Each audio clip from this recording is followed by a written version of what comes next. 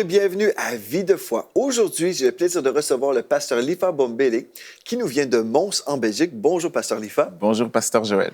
Gloire à Dieu. Hier, on a parlé de l'influence. En fait, toute la semaine, on parle de l'influence qu'on peut avoir dans la société. Tu nous as parlé comment on pouvait entrer. Et aujourd'hui, on va voir, une fois qu'on est là, mais qu'est-ce qu'on fait? Exactement. Donc, mais juste nous rappeler un petit peu comment faire pour entrer, si tu veux, juste nous dire oui, ça c'est vraiment certaines choses qu'on doit faire. C'est vraiment la question du mandat qu'on a reçu de la part de l'autorité.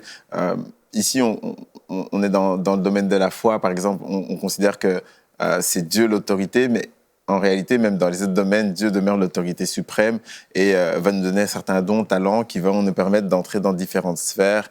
Et pour devenir, par exemple, avocat, j'ai dû passer certains examens, j'ai dû prêter serment. Mais même dans ces choses-là, puisque Dieu est l'autorité suprême, c'est lui, en réalité, qui a ouvert certaines portes. Si tu veux devenir footballeur professionnel, eh bien, tu dois convaincre certains dirigeants de clubs de foot. Donc, voilà, il y a dans différents domaines, il y a différentes autorités qui vont donner accès, mais on croit que derrière toutes ces autorités-là, l'autorité suprême, ça reste notre Seigneur. Amen. Et puis, justement, toi, tu as bénéficié de la faveur de Dieu, comme on a vu dès notre première émission. Je t'ai présenté un petit peu. Donc, si vous avez manqué les 2 dernières émissions, je vous invite sur emctv.com pour trouver les archives. Je te présente, pasteur Lifa. Donc, tu es pasteur à Mons, comme je dis, en Belgique. Mais tu étais... professionnel, effectivement. Donc, c'est ça, un avocat, tu es aussi en politique, professeur d'école, époux, pasteur et papa. Donc, rien que ça. Et comment? Rien que ça. Les journées sont bien remplies. Et un enfant de Dieu. Amen. Donc, mais c'est ça, tu as été dans plein de sphères d'influence différentes. Donc, on apprend de ta vie aussi. On peut s'inspirer. Et aujourd'hui, on va voir maintenant, OK, si on a reçu de Dieu un mandat et Dieu nous a donné la faveur pour y accéder, mais qu'est-ce qu'on fait rendu là? Oui, exactement. Et une fois qu'on a reçu ce mandat, Dieu nous a envoyés, il nous a donc donné cet appel-là. Tout pouvoir m'a été donné. Je rappelle encore ce passage qui vraiment Matthieu 28, 18, qui nous a conduits alors qu'on est en train de parler des sphères d'influence.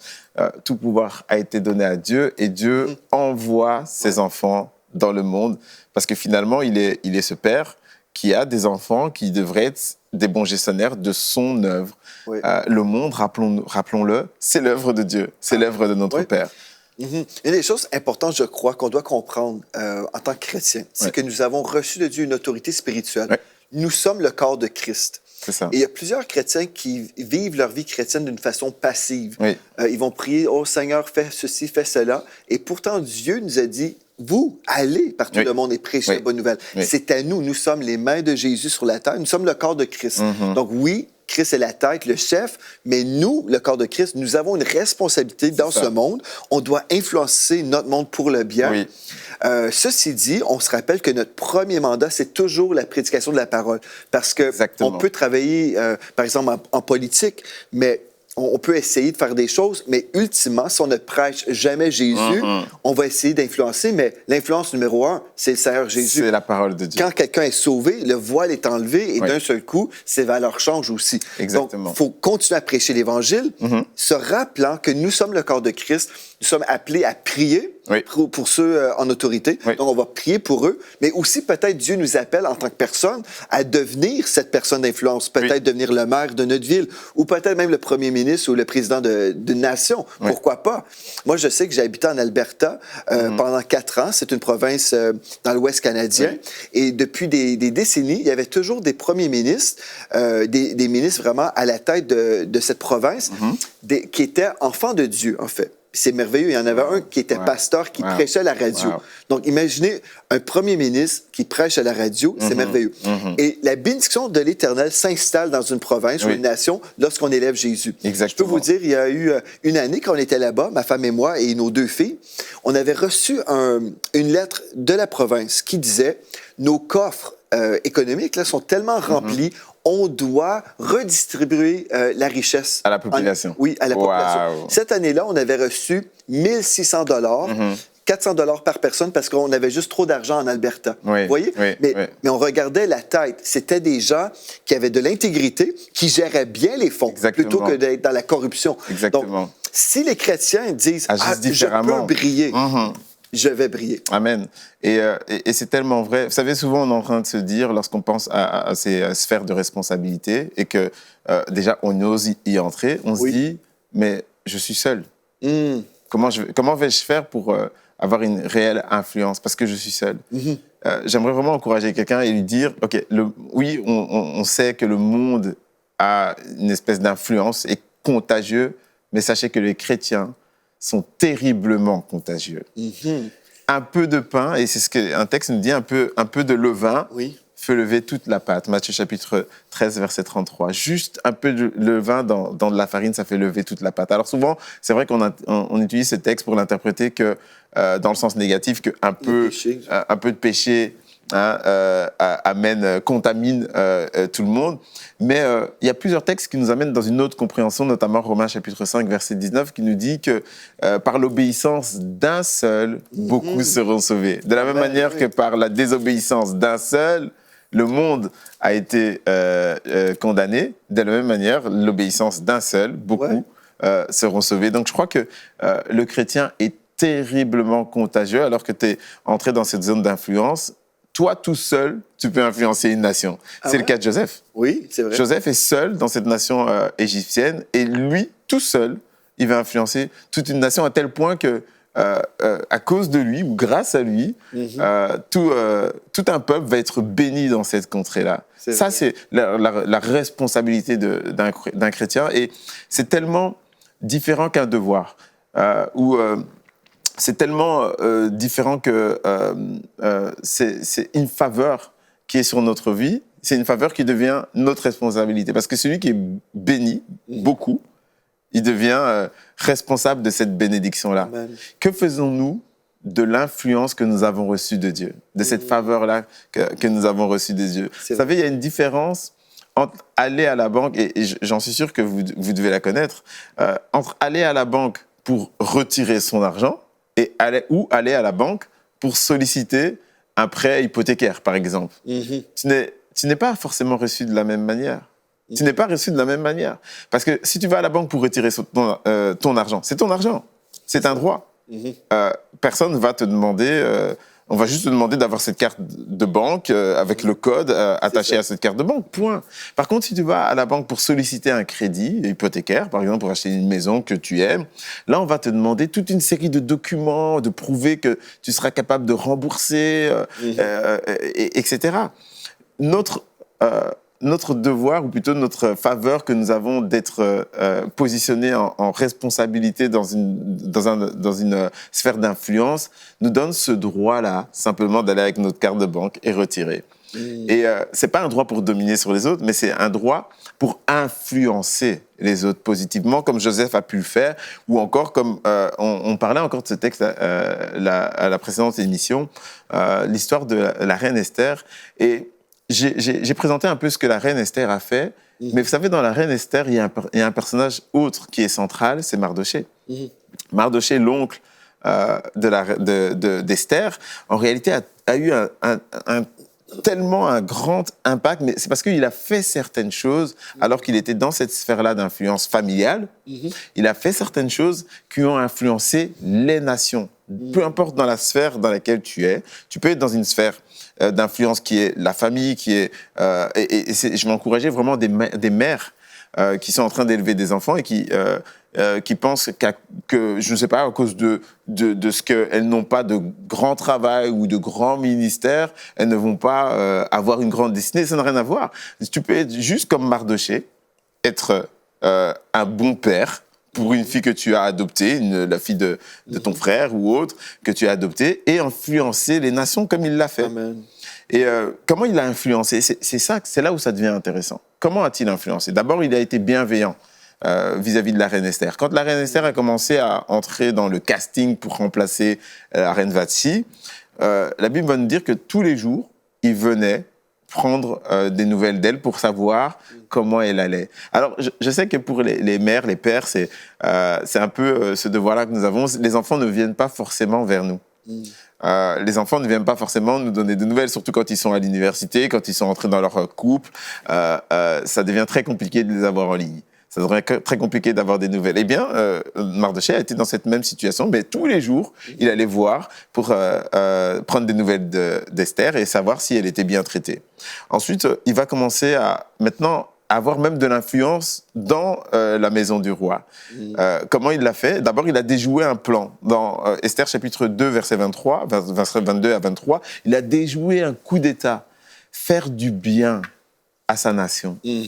Faire du bien, avoir des bonnes œuvres, pratiquer les bonnes œuvres autant que cela est possible. Il y a un texte dans 1 Pierre chapitre 2, 1 Pierre chapitre 2,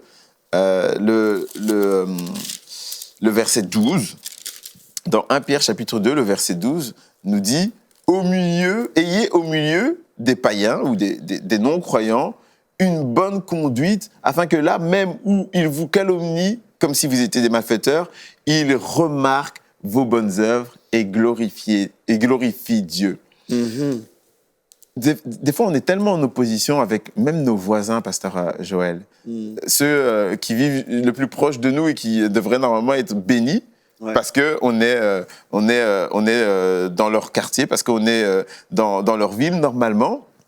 Ces gens devraient totalement être bénis, mais à l'inverse, ils sont, on devient finalement comme une occasion de chute pour eux parce qu'on se comporte mal, parce qu'on, je sais pas, tout bêtement, on prend pas soin de notre jardin, hein, tellement on a de réunions de prière, on prend pas soin de notre jardin et eux ils sortent, ils disent regardez-moi encore l'état de leur jardin, l'état de ci, l'état de leur voiture et autres. Et vous savez, la Bible dit dans Proverbes chapitre 11 verset 11 que la ville s'élève par la bénédiction des hommes droits.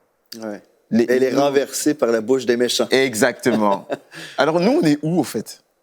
J'ai l'impression qu'on est ni... notre curseur, il est ni dans les hommes justes, ni dans les méchants. On est un peu comme gris. On est au milieu. On n'arrive pas réellement à avoir cet impact et à influencer les nations. Mais Mardochée nous montre un bel exemple. C'est qu'il fait un acte héroïque. Et il va être récompensé de cet acte héroïque. Dans Esther chapitre 6, versets 1 à 2, le roi, en fait, il va retrouver, parce que tous les actes héroïques à cette époque-là étaient inscrits en fait, dans le livre des chroniques. Il y avait un chronique de ce genre d'action. Et longtemps après, parce qu'il s'est passé un certain temps, il y a eu le temps notamment où, où Aman a mis en place ce plan-là. Il a même fait un édit où il avait le pouvoir finalement d'éradiquer. On parle vraiment d'un génocide. C'était un Hitler à l'époque. C'est ça, du peuple hébreu. Mais ensuite, à un moment donné, le roi est dérangé dans une nuit. Cette bonne action-là, qu'il avait fait auparavant, dérange le roi, et il se réveille pendant cette nuit, il prend ce livre et il voit cette bonne œuvre. Toutes les bonnes œuvres que vous êtes en train de faire dans votre quartier, dans votre région, elles laissent des traces. Amen. Elles laissent des traces, les gens s'en souviennent. Les gens s'en souviendront, en tout cas, au bon moment. Amen. Et puis ça, c'est une chose importante aussi, c'est ce que tu dis. Je parlais récemment, justement, avec un pasteur, et puis on se rappelait de certaines œuvres qu'on avait faites qui ne semblaient pas produire de fruits à l'époque. Après, on fait une chose, on investit beaucoup d'argent, beaucoup de temps, beaucoup d'efforts, et on dit, au final... C'est pourquoi? Mais pourquoi qu'on a fait ça? On a vu zéro résultat à l'époque. Mais là, la tentation qu'on peut faire, qu'on peut avoir, on peut tomber dans le piège de l'ennemi et dire, ça n'a rien donné. Là, on vient de maudire ce qu'on vient de faire. Mais on est mieux de ne rien dire et dire, OK, on a fait quelque chose, mais on va prier, on va continuer à arroser cette semence-là. Exactement. Récemment, j'ai reçu un appel d'un homme de Dieu qui me disait qu'une activité qu'on avait faite il y avait plusieurs années, bien maintenant, nous sommes dans une saison de récolte concernant cette semence-là. Et je me suis dit, ça a pris autant d'années. En son temps. À l'époque, on dirait que ça n'avait rien donné, mais maintenant, on est en train de voir que Dieu a utilisé ça pour bénir plusieurs autres personnes. On dit, gloire à Dieu. Et c'est important d'être conscient, en fait, comme tu dis, là, que oui, il va y avoir des fruits. Il va y avoir des fruits. Et vraiment, comme tu le dis, en son temps, les gens s'en souviendront. Amen. Et de toute façon, même si les gens ne s'en souviennent pas, notre Dieu, lui, il l'a vu. Il est fidèle. Et il est fidèle. Et puis, de toute façon, on ne marche pas par les œuvres. Non. C'est notre foi, en fait, qui est en action quand on est en train de faire des œuvres. On n'est pas en train de faire des œuvres pour plaire à Dieu. On plaît à Dieu par la foi. Et c'est notre foi qui est réellement à l'action lorsqu'on est en train de faire ces œuvres. Mardochée, par contre, il y a un truc qu'il ne voulait pas faire. Il y a des choses qu'on peut faire, les bonnes œuvres, alors qu'on est en train de devenir un modèle, de devenir une influence dans notre sphère. Il y a des choses qu'on peut faire et d'autres qu'on ne peut pas faire. Alors, Mardochée, pour lui, il était complètement contre le fait de s'agenouiller devant Aman. Mais pourtant, il y avait une loi qui était passée, le roi avait décidé, parce que chaque fois que le roi parle, c'est une loi, c'est un décret, c'est quelque chose que tout le monde auquel tout le monde doit se plier. Et il avait fait un décret selon lequel Aman il était devenu un noble, il était devenu le bras droit du roi, et donc il devait s'agenouiller. Mais Mardochée refusait de s'agenouiller devant lui. Et on doit savoir que, alors qu'on arrive dans des postes à responsabilité, il y a des choses qu'on ne peut pas faire. C'est-à-dire, bien entendu, tout m'est permis, mais tout n'est pas utile. Mais il y a des choses qui sont complètement contre notre Dieu. Le fait de s'agenouiller devant des idoles, le fait d'incliner son cœur vers des idoles, le fait d'adorer d'autres dieux, le fait de partager son cœur avec Mammon, le dieu de l'argent. Il y a des choses sur lesquelles on ne peut pas céder. C'est ça. On ne peut pas se partager. On ne peut pas être à moitié avec Dieu, à moitié avec le monde. Quand bien même on soit avocat, on ne peut pas être à moitié dans le mensonge, à moitié dans la vérité. On doit être totalement avec Dieu. On doit marcher dans l'intégrité. Exactement. L'intégrité, c'est une valeur qui est vraiment... c'est une valeur auquel le Seigneur attache une énorme importance. C'est primordial. Amen. Exactement. Oui. Et donc, il refuse de s'agenouiller devant Aman. Et là, il entre dans un processus qu'on appelle la désobéissance civile. La désobéissance civile. En tant que citoyen des cieux, on peut entrer dans une désobéissance dans ce monde. Ouais. Alors, bien sûr, Jésus va dire, plutôt Paul va dire, dans Romains chapitre 13, au verset 1, il va dire « Soyez soumis aux autorités ». Alors, ça, c'est la vérité. Tant et aussi longtemps que les autorités sont d'accord avec Dieu. Exactement. C'est là où est la nuance, c'est que soyez soumis aux autorités pour autant qu'elles ne soient pas contraires à la loi de Dieu. C'est ça, mais pour connaître la loi de Dieu, il faut la lire. Il faut lire la parole. C'est pour ça qu'on a des Bibles. Ce que Dieu veut. Amen, c'est ça. Depuis la révolution technologique avec l'imprimante, tout le monde a des Bibles. Et tout le monde a la possibilité, en tout cas, d'avoir des Bibles pour un bon prix et de pouvoir connaître la loi de Dieu. C'est ça. Et une fois qu'on apprend la loi de Dieu, on se rend compte que la loi des hommes n'est pas forcément la loi de Dieu. Ouais, c'est ça. Ce qui est écrit dans nos textes de loi n'est pas forcément en accord avec la loi de Dieu.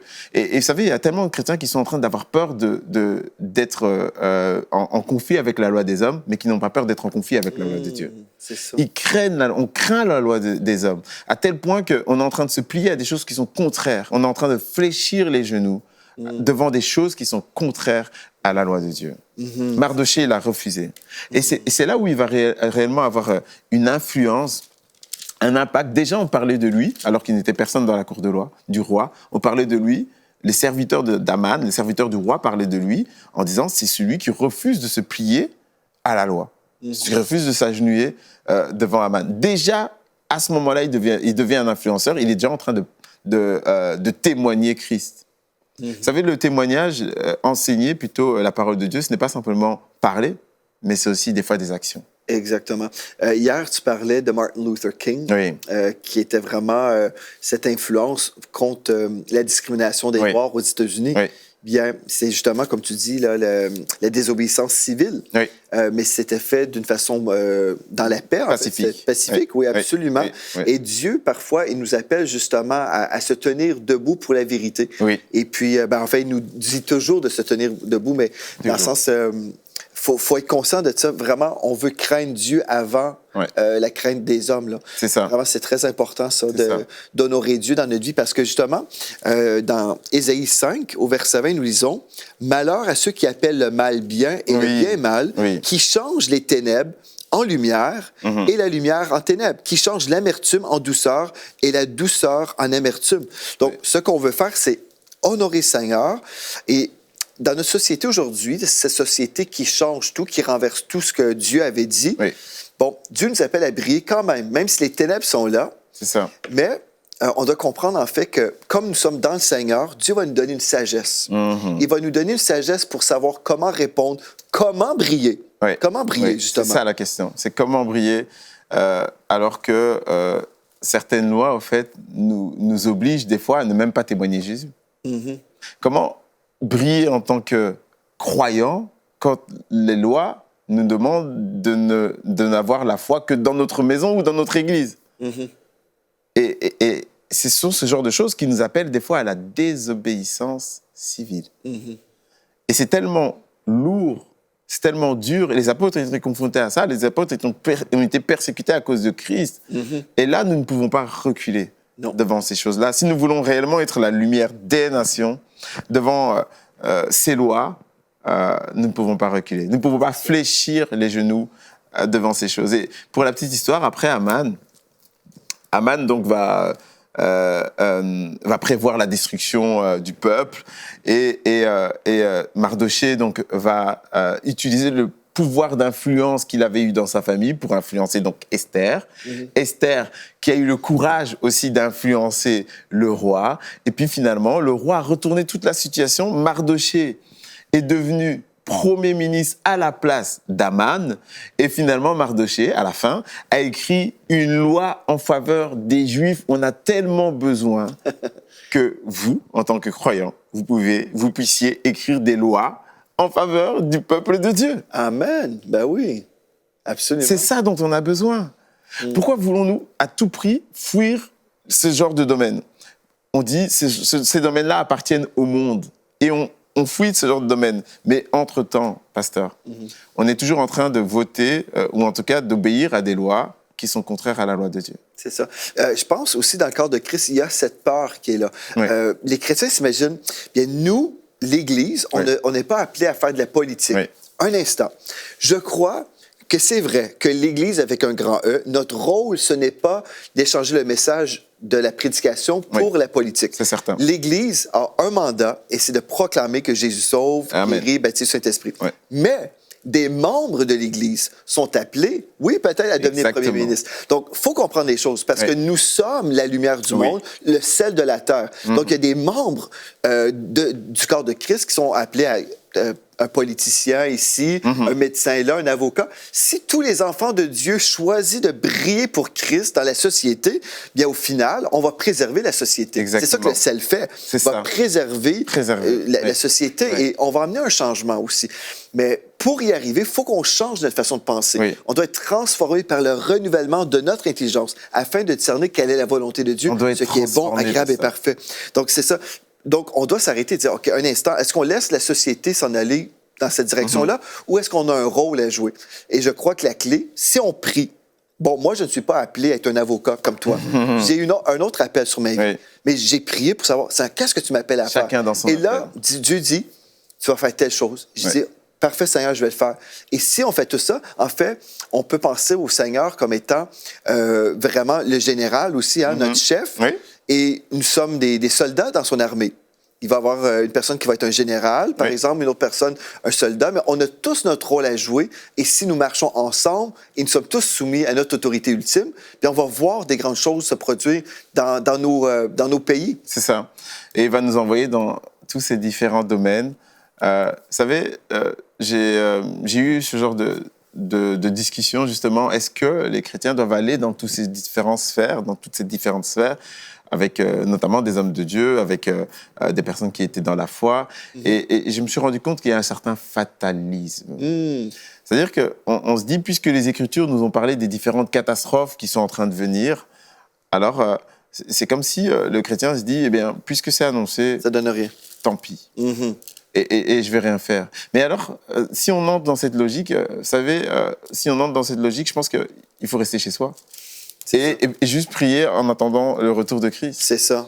Au lieu d'être ces acteurs-là qui, comme tu le dis si bien, allons être ce sel-là allons préserver la déperdition de ce monde-là. Je sais que dans les temps de la fin, il va y avoir ce refroidissement du plus grand nombre. L'amour du plus grand nombre va se refroidir. Donc oui, on sait qu'il va y avoir aussi de l'apostasie. C'est écrit dans la parole. OK.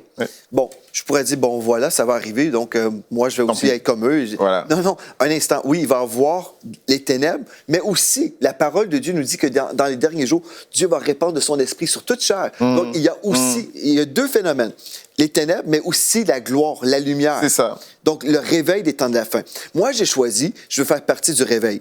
Exactement. Okay? Et la parole de Dieu nous dit dans Ésaïe 60, « Lève-toi, sois éclairé, car ta lumière arrive, et la gloire de l'Éternel se lève sur toi. Voici les ténèbres couvrent la terre et l'obscurité des peuples. Mais sur toi, l'Éternel se lève. Sur toi, sa gloire apparaît. » Moi, j'aime ça. Je dis, sur moi, Seigneur Dieu. Oui, amen.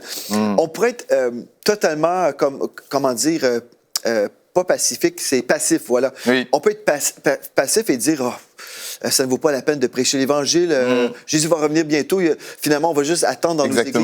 Mais non, il y a eu un peuple, par exemple, ici à EMCI, des gens qui ont dit, oui, Jésus va revenir et on va travailler aussi à proclamer son retour. Amen. Mais on doit atteindre des nations par le biais des médias. On a besoin de prêcher Jésus-Christ dans les nations. Et si nous sommes là, c'est parce qu'il y a des gens qui ont travaillé.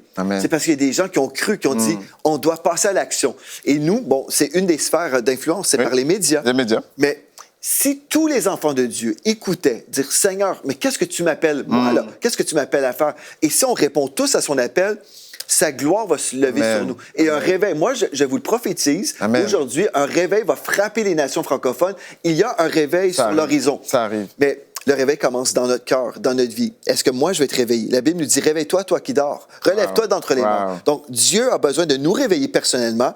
Et lundi matin, je dois briller. Si c'est au travail, je ne sais pas, chez Carrefour, vous êtes en France, vous allez chez Carrefour, bien, briller chez Carrefour. Chez Walmart au Canada, briller chez Walmart. Peu importe ce que Dieu vous appelle à faire, briller. Et ensemble, sa gloire se lève. Amen. Amen. Gloire à Dieu. Ben, merci beaucoup, pasteur, d'avoir été là à l'émission. On a été bénis. Et puis, je suis certain aussi que vous avez été bénis. Mais vraiment, tout ce qu'on a vu aujourd'hui et depuis lundi, vraiment, on a besoin de changer nos mentalités. La Bible nous dit, soyez transformés, soyez métamorphosés. On a besoin de changer notre façon de voir les choses parce que vraiment, si on va voir un changement, c'est parce que nous allons changer personnellement. C'est premièrement nous. Puis, pasteur, j'aimerais vraiment encourager aussi quelqu'un qui était peut-être dans cette pensée de fatalisme, et qui se disait que la fin des temps, c'est la fin de toute chose. Au fait, non. La fin des temps, c'est le commencement de toute chose. C'est la fin de l'ennemi, mais c'est le commencement de toute vie. Amen. Et puis, on se réjouit parce que le Seigneur n'a pas terminé avec son Église. Non. Il va revenir chercher une Église qui est glorieuse, sans tache ni ride, ni rien de semblable. Exactement. Donc, on se prépare. Et comme on est en train de se préparer, on est en train de gagner des âmes. Et on croit que Dieu veut sauver nos voisins. Exactement. Même les plus détestables. Dieu les aime et Dieu veut les sauver, mais peut-être c'est par vous qui va pouvoir les atteindre. Donc, gloire à Dieu. Donc, merci à vous également d'avoir été là. Vous pouvez nous écrire aujourd'hui à videfoi@emcitv.com. Et d'ici à demain, soyez richement bénis. Amen.